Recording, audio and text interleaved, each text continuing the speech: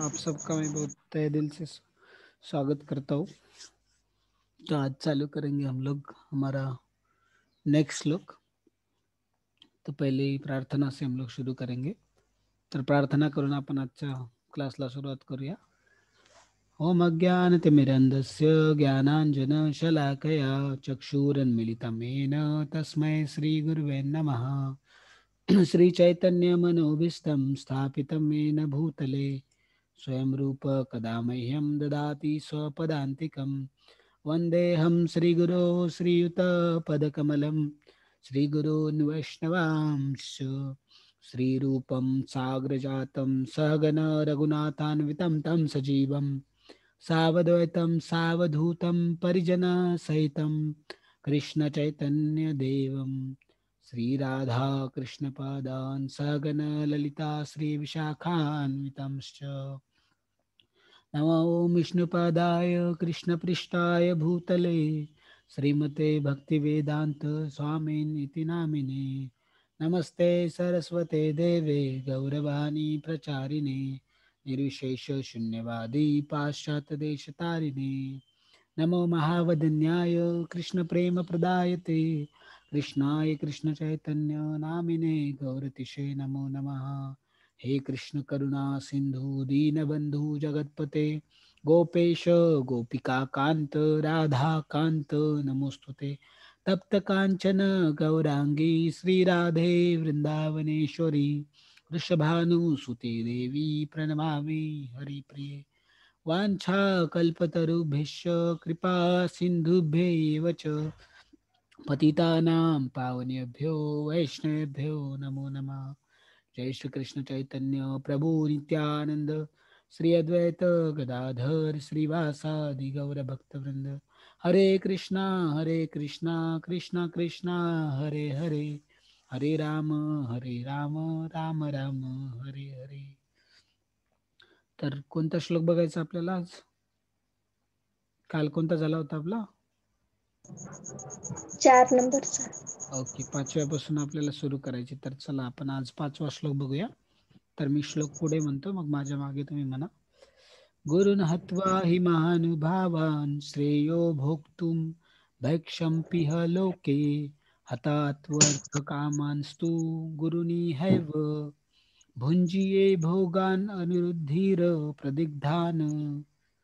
गुरून् गुरून् अहत्वा अहत्वा हि हि महानुभावान् महाबनुवा श्रेयः तेह भोक्तुं भोक्तुं भैक्षम् भिक्षम् अपि अपि इह लोके यह लोके हत्वा अथवा अर्थकामान् अर्थकामा तु गुरून् तु गुरु इह इह एव भुञ्जीय एव भुञ्जीह भोगान् भोगा रुधिर रुधिर प्रदिग्धान्. प्रतिभान. हा वाचात अर्थ आणि तात्पर्य. महात्मा सम असलेल्या माझ्या गुरुजनांना मारून जगण्यापेक्षा भिक्षा मागून जगणे अधिक श्रेयस्कर आहे. जरी त्यांना भौतिक लाभाची इच्छा असली तरी ती श्रेष्ठ आहे. जर त्यांची हत्या केली तर आपले सर्व भोग रक्तरंजित होतील. हा तात्पर्य. धर्मग्रंथातील नियमानुसार जो गुरु नित्य कर्म करण्यात गुंतला आहे व जो विवेक शून्य झाला आहे त्याचा त्याग करण्यास काहीच हरकत नाही. दुर्योधनाच्या आर्थिक पाठिंब्यामुळे भीष्म आणि द्रोण यांना दुर्योधनाची बाजू घेणे भागच होते. वास्तविकपणे केवळ आर्थिक सहाय्यतेच्या आधारावर त्यांनी दुर्योधनाची बाजू घेणे योग्य नव्हते. या परिस्थितीमुळे त्यांनी गुरु म्हणून आपली आदरणीयता गमावलेली होती. पण असे असले तरी अर्जुनाला वाटते की हे सर्वजण त्यांच्यापेक्षा श्रेष्ठ आहेत. म्हणून त्यांची हत्या करून भौतिक लाभांचा उपयोग घेणे म्हणजे रक्ताने माखलेल्या तुटींचा भोग घेण्यासारखे आहे. तर बघा या श्लोकमध्ये काय सांगितलेलं आहे आपल्याला, की या 5व्या श्लोकामध्ये सांगतात की महात्मा सम म्हणजे जे महात्मा म्हणजे महान आत्मा किंवा एक श्रेष्ठ व्यक्ती जो असतील त्यांना महात्मा म्हणतात. तर महात्मा जे लोक भगवंताच्या भक्तीमध्ये जोडलेले आहेत त्यांना भगवंताबद्दल अतिशय चांगल्या प्रकारे ज्ञान आहे आणि ते भक्तीमध्ये जोडतात सुद्धा आणि त्यांनी आपल्या जीवनामध्ये त्या ज्ञानाचा पालन केलेलं आहे, ज्ञानाला त्यांनी आपल्या जीवनामध्ये लागू केलेलं आहे. तर अशा लोकांना महात्मा म्हणतात.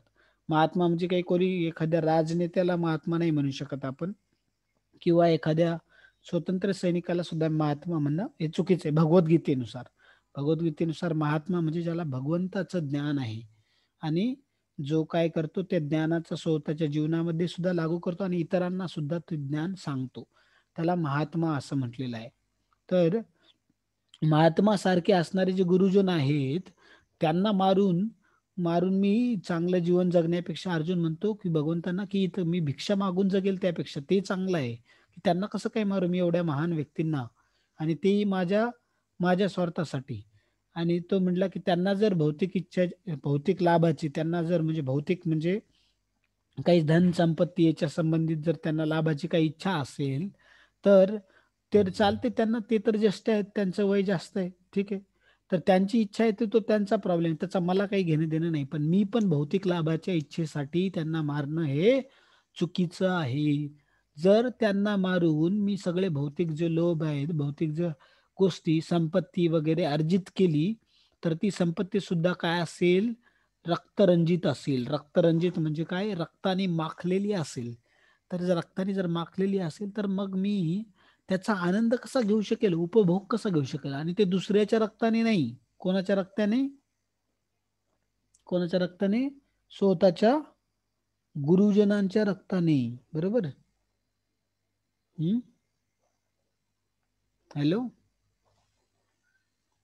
हरे कृष्णा, माझा हो. आवाज येतो हा. तर स्वतःच्या गुरुजनांच्या रक्ताने माखलेली असेल. कशाने, गुरुजनांच्या रक्ताने. बरोबर. हम्म. तर त्यांची हत्या करून जर ज्या वस्तू प्राप्त होतील त्याची भोग करण्याची अर्जुनाची काही इच्छा नव्हती. बरोबर आहे.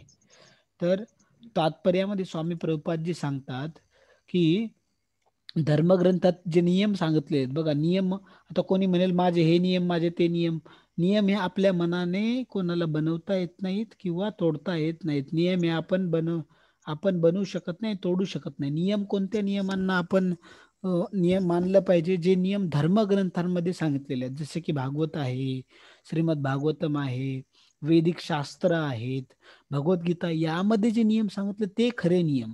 तर त्या नियमानुसार आपण आपलं जीवन जगलं पाहिजे. कोणत्या नियमानुसार, जे नियम कुठे सांगितलेले आहेत, धर्मामध्ये धर्मग्रंथांमध्ये. कोणते कोणते धर्मग्रंथ, भगवद्गीता. भगवद्गीता, भागवतम असे जे धर्मग्रंथ आहेत, त्यामध्ये सांगितलेले आहे. पण जर या नियमानुसार जर कोणी गुरु ते नियमांचं उल्लंघन करत असेल किंवा धर्माच्या विरोधात वागत असेल तर तो निंदनीय कार्य करतो. निंदनीय म्हणजे निंदा करण्यासारखं, किंवा त्याचा त्याची जी बुद्धी आहे ती शून्य झालेली आहे, त्याचं बुद्धी संपलेली आहे.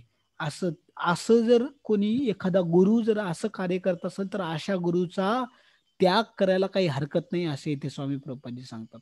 ठीक आहे, त्याग आपण करू शकतो. कारण का, तो स्वतः निंदनीय कर्मामध्ये लागलेला आहे आणि त्याचा विवेक काय झालेला आहे, शून्य झालेला आहे, बुद्धी शून्य झालेली आहे. तर अशा गुरुचा आपण काय करू शकतो, त्याग करू शकतो. ठीक आहे, त्याग करण्यास काय हरकत नाही. बरोबर. आवाज येतोय ना माझा? हो.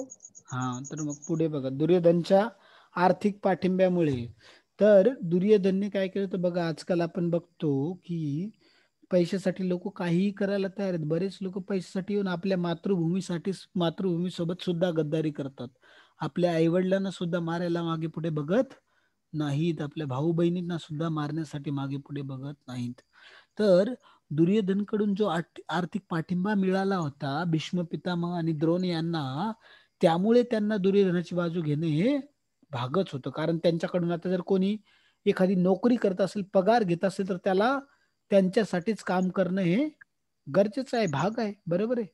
कारण ते काय घेतात त्यांच्याकडून? कारण ते काय घेतात त्यांच्याकडून? पगार घेत आहेत. काय घेत आहेत? पगार. म्हणजे जसं दुर्योधनाच्या आर्थिक पाठिंब्यामुळे, तर तसं जर एखादा व्यक्ती कोणाकडून पगार घेत असेल तर त्याला त्यांनी सांगितलेले काम ऐकावेच लागतात. तर मग ती त्याला पसंत असो किंवा नसो. त्याचप्रमाणे इथे भीष्म पितामह आणि द्रोणाचार्य हे काय करत होते? आर्थिक पाठिंबा घेत होते. कोणाकडनं? दुर्योधनाकडनं. बरोबर आहे. म्हणून त्यांना कोणाच्या बाजूने युद्ध करणं भाग होतं? दुर्योधनाच्या. दुर्योधनाच्या. असं त्यांना वाटत होतं. असं काय होतं? त्यांना वाटत होतं. पण वास्तविक पाहता फक्त आर्थिक सहाय्याच्या भरोश्यावरती त्यांनी दुर्योधनाच्या बाजूने लढायला नव्हतं पाहिजे. लढणं ते चुकीचं होतं. बरोबर आहे. त्यांनी काय केलं? फक्त आर्थिक सहाय्याच्या भरोश्यावरती दुर्योधनाच्या बाजूने लढण्याचा निर्णय घेतला. कोणी? भीष्म पितामह आणि द्रोणाचार्यांनी. कोणी? भीष्म पितामह, हा, द्रोणाचार्य यांनी. तर त्यामुळे त्यांचा जो गुरु म्हणून एक आदर होता किंवा आदरणीय एक स्थान होतं ते त्यांनी गमावलं. कारण त्यांनी धर्माचे आचरण करण्याऐवजी, धर्माची बाजू घेण्याऐवजी अधर्माची बाजू घेतली, आणि ते सुद्धा पैशासाठी.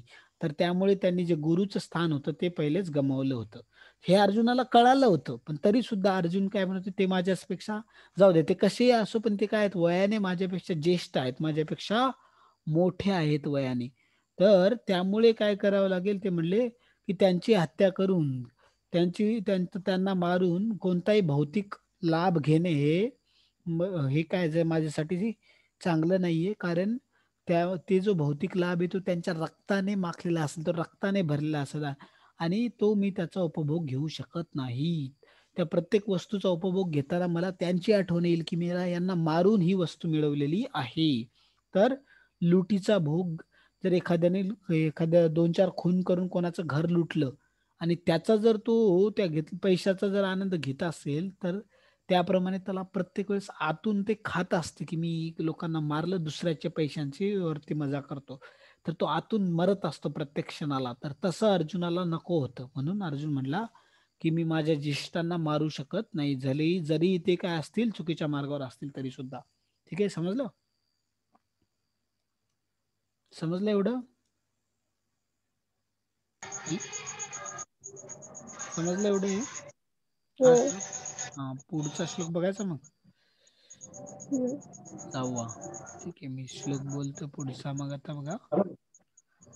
न चैत एतत् विद्येह कतरन्नो गरियो यद्वा जयं यदि वा नो जयेयु यानेव हत्वा न जिजीविषाम स्ते अवस्थिताः प्रमुखे धार्तराष्ट्राः. न च एतत् विद्येह कतरत् गरीयः यत्वा जयं यदि वा नः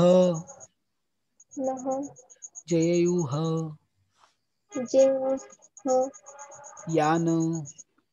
यान एव हत्वा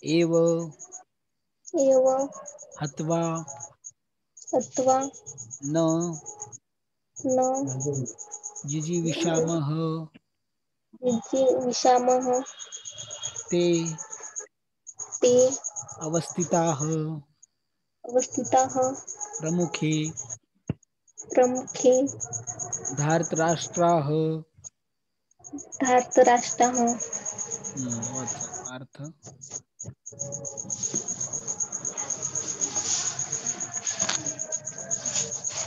त्यांच्यावर विजय प्राप्त करणे की त्यांच्याकडून पराजित होणे, या दोन्हीपैकी कोणती गोष्ट अधिक चांगली आहे हे आम्हाला कळत नाही. जर आम्ही धृतराष्ट्रपुत्रांची हत्या हत्या केली तर आम्हाला जगण्याची आवश्यकता नाही. तरी देखील युद्धभूमीमध्ये ते आमच्या समोर उभे आहेत. तात्पर्य: जरी युद्ध करणे हे शास्त्रीयांचे कर्तव्य असले तरी युद्ध करून अनावश्यक हिंसा करण्याचा धोका पत्करावा की युद्धापेक्षा भिक्षा मागून जीवन कंठावे हे अर्जुनाला कळत नव्हते. युद्धामध्ये जर त्याने शत्रूवर विजय प्राप्त केला नाही तर भिक्षा मागणे हे केवळ त्यांच्या उदरनिर्वाहाचे साधन होते आणि विजयाची शाश्वती नव्हती. शाश्वती. कारण दोन्हीपैकी कोणत्याही पक्ष विजय होऊ शकतो.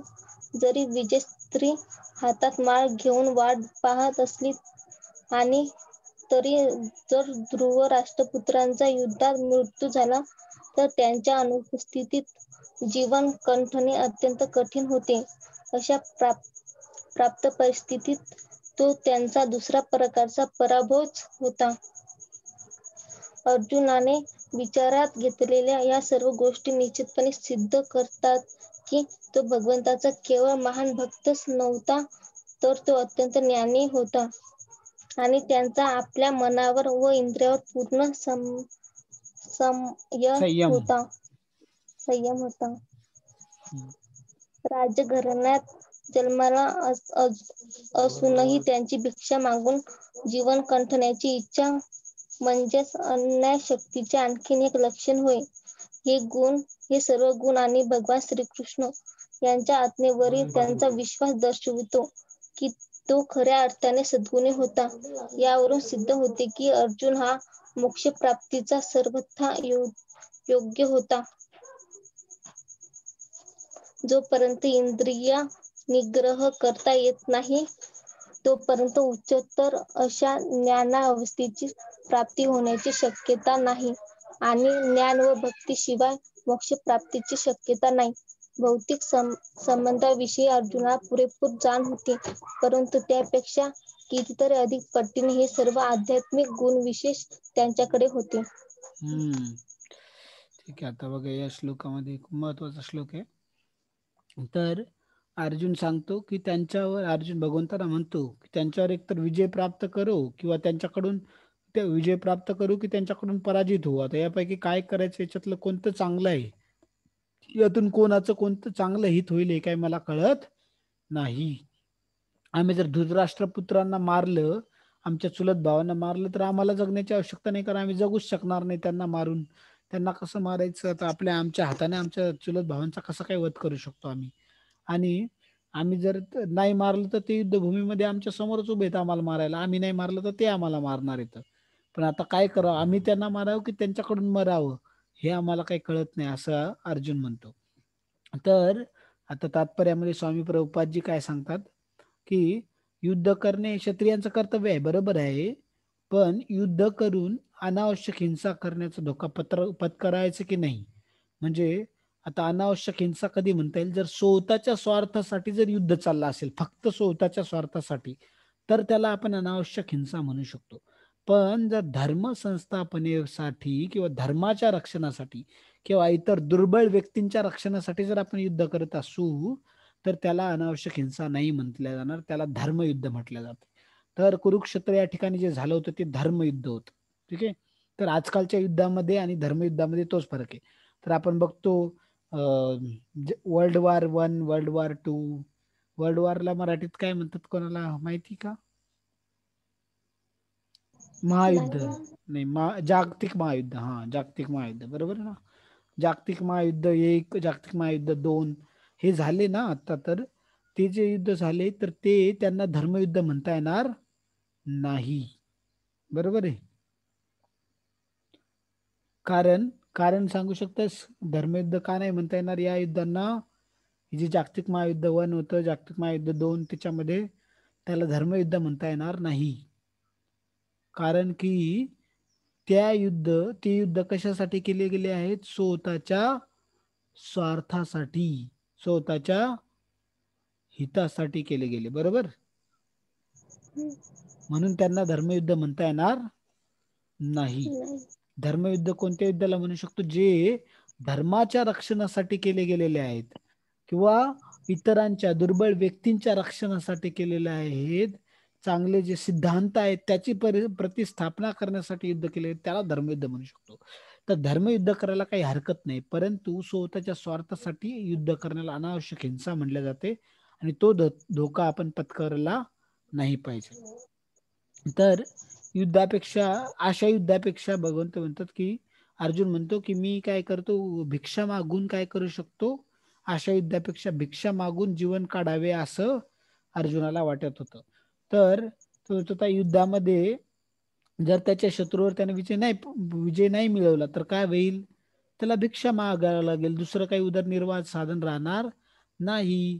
कारण कारण तो क्षत्रिय होता, दुसरा तर काही करू तर युद्ध नसतं, की युद्ध जर नाही केलं तर त्याचं राज्य त्याच्या हातातून चालले जाईल. आणि क्षत्रियाचा एकच बिझनेस असतो किंवा एकच व्यवसाय असतो की राज्यकारभार सांभाळणे. पण राज्यकारभार सांभाळण्यासाठी राज्य तर लागेल ना. तो जर युद्ध केलंच नाही किंवा युद्धामध्ये हारला तर काय होईल, राज्य त्याला भेटणार नाही. बरोबर आहे. मग तो राज्यकारभार करू शकणार नाही. तर त्यामुळे मग काय झालं, त्यामुळे अर्जुन म्हणतो आता एकच मार्ग उरेल, मग मला भिक्षा मागून जगावं लागेल असं म्हणतो तो. आणि तो म्हणतो की ठीक आहे, बरं जर युद्ध केलं सुद्धा मी तरी काय आता जिंकेल म्हणून याची काही गॅरंटी नाही, याचं काय असं काही शाश्वती नाहीये. कारण तो म्हणला दोन्हीपैकी कोणताही पक्ष विजयी होऊ शकतो, दुर्योधनकडचे पण जिंकू शकतात, आम्ही पण जिंकू शकतो, पण सांगू शकत नाही की आम्हीच जिंकेल किंवा ते जिंकतील म्हणून. आणि तो म्हणला जरी सुद्धा मला कळालं की काय माझं युद्ध मीच विजयी होणार युद्धामध्ये असं कळालं सुद्धा, ठीक आहे, तरी पण तो म्हणला की तरी त्यांची बाजू काय होती, त्याची बाजू जी आहे ती समर्थनीयच होती. कशी काय, तो म्हणला की धृतराष्ट्राचे मुलं जे आहेत त्यांचा मृत्यू जर झाला, ठीक आहे, तर मृत्यू झाला तर ते नसताना जीवन जगणे हे खूप कठीण होईल. कारण त्यांना आयुष्यभर ते सतावत राहिल चिंता की आम्ही आमच्या हाताने आमच्यासोबत भावना मारला आणि त्यांचं राज्य आम्ही घेतलं, त्यांचं राज्य आम्ही घेतलं. तर तो म्हटला जरी मी विजयी झालो तरी अप्रत्यक्षरित्या तो काय झाला, आमचा पराभवच झाला. विजयी होऊन सुद्धा काय झाला तो, विजयी होऊन सुद्धा काय झाला, त्यांचा अप्रत्यक्षरित्या पराभव झाला असं अर्जुन म्हणत होता, है ना. कारण मग युद्ध होऊन विजयी झाल्यानंतर सुख मिळायला पाहिजे, पण तो विजय सुद्धा त्यांना काय आणणार होता, दुःखच आणणार होता. बरोबर आहे. हो. हा, तर इथे या ठिकाणी बघा, या सगळ्या गोष्टी तो किती सखोल विचार करत होता अर्जुन, किती वेगवेगळ्या प्रकारचा खूप दूरदृष्टिकोनातून विचार करत होता. तर या ठिकाणावरून आपल्याला दिसून येते की अर्जुन हा फक्त भगवंताचा महान भक्तच नव्हता, तर तो खूप ज्ञानी सुद्धा होता. आणि त्याचा आपल्या मनावर आणि इंद्रियावरती खूप मोठा संयम होता. नाहीतर एखादा म्हणला असं जाऊ दे, ते मेले तर मेले, काय ते मारायला तयार आले, मग काय त्यांच्यासाठी मी मरू का, मग मी थोडी मारायला आलो, ते मला मारायला आले ना. तर मी तर युद्ध करण्यासाठी तयार नव्हतो. तर त्यांना तर 5च गाव मागितले होते, ते पण ते द्यायला तयार नाहीत. मग याच्यापेक्षा जास्त काय करायला पाहिजे, मरू द्या मग अशा लोकांना, पण मी का त्रास भोगू त्यांच्यासाठी. पण अर्जुन त्यांना वाचवण्यासाठी स्वतः भिक्षा मागण्यासाठी सुद्धा तयार होता, राज्यकारभार त्यागण्यासाठी सुद्धा तयार होता आणि स्वतःचं नाव खराब करून घ्यायला सुद्धा तयार होता. तर यातून दिसून येते की अर्जुनाचं स्वतःच्या मनावर आणि त्याच्या संपूर्ण इंद्रियावरती किती संयम होता, किती नियंत्रण होतं, तो किती ज्ञानी होता, किती महान होता, हे आपल्याला यातून समजून येते. तर अर्जुनाची महानता आपल्याला इथून दिसून येते. आणि अर्जुन अर्जुन काही साधा सुद्धा व्यक्ती नव्हता, तो राजकुमार होता. तो खूप मोठा राजकुमार होता. जर एखाद्या खूप श्रीमंत घरात, जसं अंबानीचा मुलगा आहे, त्याला जर म्हटलं तू भिक्षा मागून राहा, तर तू जगू शकेल का भिक्षा मागून? नाही. नाही. त्याप्रमाणे अर्जुन, अंबानी तर काहीच नाही त्यांच्या समोर. अर्जुन इतका श्रीमंत व्यक्ती होता. तर अशा घरात जन्मला आणि अशा घरात तो लहानाचा मोठा झाला. तरी सुद्धा तो सगळं टाकून आपल्यासारख्यांना, सपोज कोणी खूपच गरीब असेल पहिले, तर त्यांना, अशा गरीब व्यक्तींना थोडंसं भिक्षा मागून जगेल, त्यांना थोडं त्रास होईल पण जास्त नाही होणार. पण जे लोक खूप श्रीमंत आहेत, जन्मताच खूप जास्त श्रीमंत आहेत, त्यांना जर भिक्षा मागून जगायचं म्हणलं त्यांच्यासाठी खूप अतिशय अवघड आहे. तर अशी परिस्थिती अर्जुनाला ते माहित सुद्धा होतं, कळत होतं की इतकं अवघड होईल ते. परंतु तरी सुद्धा अर्जुन फक्त त्याच्या गुरुजनांना वगैरे वाचवण्यासाठी इतर लोकांचा प्राण व्यर्थ जाऊ नये म्हणून तो स्वतःसाठी किती मोठं दुःख सहन करण्यासाठी तयार होता. तर किती महान त्याग होता तो, किती मोठा त्याग करण्यासाठी तो तयार होता, काय काय सहन करण्यासाठी तयार होता.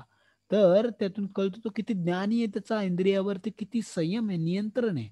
तर हे सगळे जे गुण आहेत आणि आपण बघतो की हे सगळे गुण अर्जुनाकडे जे होते ते आणि त्याचा भगवान श्रीकृष्णावरती त्याचे गुरु म्हणून, त्याचे जे गुरु होते भगवान श्रीकृष्ण आध्यात्मिक गुरु, त्याच्यावर किती विश्वास होता हे आपल्याला दिसून येते. आणि या ठिकाणी आपल्याला कळते की खऱ्या अर्थाने अर्जुन हा का होता, खूप सद्गुणी होता, खूप एक महान व्यक्ती होता. एक एक आपण बघतो की एक एक अतिशय महान व्यक्तिमत्व अर्जुनाचं होतं हे आपल्याला दिसून येते. ठीक आहे. तर यातून इतकी महान, इतका निस्वार्थ व्यक्ती, इतका ज्ञानी व्यक्ती, इतका त्याग करण्यास तयार असणारा दुसऱ्यांसाठी आणि भगवंतावरती एवढा विश्वास असणारा व्यक्ती हा काय असेल, मुक्तीसाठी किंवा मोक्षासाठी काय असेल, पूर्ण प्रकारे सगळ्या दृष्टिकोनातून काय होता, योग्य होता. बरोबर आहे. हो. कशासाठी योग्य होता अर्जुन? मोक्ष प्राप्तीसाठी. कशासाठी? मोक्ष प्राप्तीसाठी. तर मोक्ष म्हणजे काय, आपल्याला जे जन्म मृत्यूच्या चक्र आहे की आता आपला जन्म झाला, मग आपण मोठे होणार, मग वृद्ध होणार, मग शेवटी मृत्यू होणार, मग परत जन्म घ्यावा लागला, असं चालत राहते. आणि या जन्मामध्ये खूप त्रास भोगावा लागतो, खूप कष्ट भोगावे लागतात. माणसाच्या जन्मामध्ये तरी कमी आहेत, पण नंतर जनावरांचे पण जन्म भेटतात, झाडांचे सुद्धा जन्म भेटतात, तर त्यामध्ये खूप असा कष्ट माणसाला भोगावं लागतात. तर हे सायकल, हे जे चक्र आहे ते चालू राहते, जन्म मृत्यूचे चक्र. तर मोक्ष म्हणजे या जन्म मृत्यूच्या चक्रातून सुटकारा मिळणे. जन्म मृत्यूच्या चक्रातून काय मिळणे? सुटकारा मिळणे. तर मोक्ष खूप वेगवेगळ्या प्रकारचे आहेत. तर काही सारुप्य मुक्ती असते, सायुज्य मुक्ती असते, फिर असे वेगवेगळ्या प्रकारच्या. तर एक प्रकारची मुक्ती म्हणजे असे असते की आपण काय होतो, भगवंतात लीन होतो. तर ती एक प्रकारची मुक्ती आहे. त्याच्याबद्दल आपण पण पुढच्या श्लोकामध्ये बोलूया. ते मुक्तींचं डिटेलमध्ये आहे खूप, तर ते आता सांगितलं तर आपल्याला वेळ कमी पडेल. तर मी पुढच्या श्लोकांमध्ये सांगतो त्याच्या मुक्तींबद्दल. 4 प्रकारच्या मुक्ती आहेत आणि त्याच्याबद्दल खूप महत्वाचं आहे. एक पूर्ण आपला क्लास त्याच्यावरती जाईल, ते खूप महत्वाचं आहे. त्याबद्दल मग पुढच्या क्लासमध्येच बघूया आपण. पण बाकीचं बघूया याच्यात. तर इथे बघा पुढे काय सांगतात स्वामी प्रभुपादजी, की जोपर्यंत आपल्या इंद्रियावरती नियंत्रण नाहीये, जोपर्यंत आपल्या इंद्रियावरती आपला संयम नाहीये, तोपर्यंत तोपर्यंत काय आहे की जोपर्यंत आपल्या इंद्रियावरती आपला संयम नाहीये आणि जोपर्यंत आपले इंद्रिय आपल्या नियंत्रणामध्ये नाहीयेत, तोपर्यंत आपण ज्ञान प्राप्त करू शकत नाही. जे महान उच्चतम ज्ञान आहे ते आपण प्राप्त करू शकत नाही. बरोबर आहे. तर ज्ञान प्राप्त करण्यासाठी काय लागेल आपल्याला? काय पाहिजे? इंद्रिय निग्रह. काय पाहिजे? इंद्रिय निग्रह. म्हणजे आपले इंद्रिय जे आहेत, म्हणजे आपले कान, नाक, डोळे, हातपाय हे आपल्या नियंत्रणामध्ये असले पाहिजे. ठीक आहे. तर आपण उच्चतर म्हणजे आध्यात्मिक ज्ञान आपण प्राप्त करू शकतो. नाहीतर ते काही कोणत्याही अवस्थेमध्ये आपण प्राप्त करू शकत नाही. बरोबर आहे. आणि जर ज्ञान नसेल तर आपण, ठीक आहे, ज्ञान आणि भक्तीशिवाय आपण मोक्ष प्राप्त करू शकत नाही. ठीक आहे. जोपर्यंत आपल्याला ज्ञान नाही आध्यात्मिक मार्गाचं, आणि आपण जोपर्यंत भगवंताची भक्ती नाही करत, भक्ती म्हणजे जप करणे भगवंताचा वगैरे, त्यांचा प्रसाद वगैरे ग्रहण करणे, त्यांच्याबद्दल ऐकणे, त्यांच्याबद्दल बोलणे, त्यांचं दर्शन घेणे, त्यांची सेवा करणे, हे सगळं जोपर्यंत आपण करत नाही तोपर्यंत मोक्ष प्राप्तीची काहीच शक्यता नाही. आपल्याला या दुःखातून मुक्ती कधीच मिळणार नाही. बरोबर आहे. तर आपल्याला जर आपल्या सगळ्या दुःखांचा नाश करायचा असेल तर काय उपाय आहे की आपल्याला आपले इंद्रियावरती संयम ठेवावा लागला, आपल्या इंद्रिय नियंत्रणामध्ये आणावं लागतील. नंतर आपल्याला भगवद्गीता, भागवतम असे आध्यात्मिक ज्ञान अर्जित करावे लागेल आणि त्यासोबत भगवंताची मन लावून प्रेमाने भक्ती करावी लागेल. तर तेव्हा काय होईल, आपल्याला मुक्ती प्राप्त होईल आणि आपल्या दुःखांचा काय होईल, नाश होईल. तर आपल्या दुःखांचा नाश कसा करायचा हे यामध्ये, या श्लोकामध्ये सांगितलेलं आहे. तर अर्जुनाला तर जे नाते होते त्याचे, की भौतिक नाते होते, नातलग होते, त्याच्याबद्दल तर पूर्ण माहित होतं त्याला. भौतिक ज्ञान तर होतच होतं, पण त्याच्यापेक्षा कितीतरी अधिक पटीनं त्याला त्याच्याकडे, आणि भौतिक त्याच्याकडे गुण तर होते. तो सर्वश्रेष्ठ योद्धा होता, कधी कसं वागायचं, काय बोलायचं त्यामध्ये सुद्धा तो खूप हुशार होता. परंतु त्यापेक्षा अधिक सुद्धा त्याच्याकडे काय होते, आध्यात्मिक गुण खूप होते. काय होते? आध्यात्मिक गुण होते. तर ते खूप महत्वाची गोष्ट आहे. तर एखाद्या व्यक्तीकडे भौतिक गुण असो किंवा नसो, ते एवढं काही गरजेचं नाही. पण मोक्ष प्राप्तीसाठी कोणते गुण असणे आवश्यक आहे? आध्यात्मिक गुण असणे आवश्यक आहे. बरोबर आहे. हो. तर आध्यात्मिक गुण कोणते? की भगवंतावरती विश्वास असणे, भगवंताचा जप करणे, भगवंताची बद्दल भगवद्गीता वगैरे असं ऐकणे, आणि परत भगवंताची सेवा करण्यासाठी तयार असणे. तर आपले जे पैसे असतील ते भगवंताच्या सेवेसाठी लावणे, आपल्या घरामध्ये भगवंताची सेवा हे महत्वाचे प्रायोरिटी ठेवणे, हे सगळं आध्यात्मिक गुण आहेत. किंवा आपल्या गुरूंचं ऐकणे, गुरुप्रती श्रद्धा असणे, विश्वास असणे त्यांच्यावरती, हे आध्यात्मिक गुण आहेत. तर भौतिक गुण मग कोणाकडे कमी जरी असले तरी एवढं काही फरक नाही पडणार, त्याच्याकडे फक्त तो थोडा काही गोष्टीमध्ये कमी पडेल. पण शेवटी आपल्या सोबत आपल्याला कोणते गुण कामी येतात मृत्यूच्या वेळी? आध्यात्मिक की भौतिक? आध्यात्मिक. आध्यात्मिक. म्हणून आपल्यासाठी कोणते महत्वाचे आहेत गुण, आध्यात्मिक की भौतिक? आध्यात्मिक. आध्यात्मिक गुण महत्वाचे आहेत. आणि आध्यात्मिक सोबत जर कोणाकडे भौतिक गुण असतील तर काय हरकत नाही, पण आध्यात्मिक गुण असायला हवेत. बरोबर आहे. हो. तर पुढच्या श्लोक अजून खूप अतिशय सुंदर आहे. तर पुढच्या श्लोकाचा आपण पुढच्या भागातच बघूया आता. तर आज आपण इथेच थांबूया. तर तुमचा खूप खूप धन्यवाद, तुम्ही सगळेजण आलात आणि आपला क्लास अटेंड केला आजचा. तर कोणाला काही प्रश्न आहे का? नाही. नाही. तर मग आपण इथेच थांबूया आज. श्रीमद भगवद्गीता की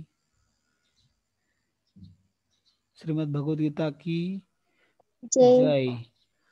पूर्ण पुरुषोत्तम श्री भगवान कृष्ण भगवान की जय. स्वामी प्रभुपाद की जय. हरे कृष्ण. पण इथेच थांबूया, मी मीटिंग एंड करतो.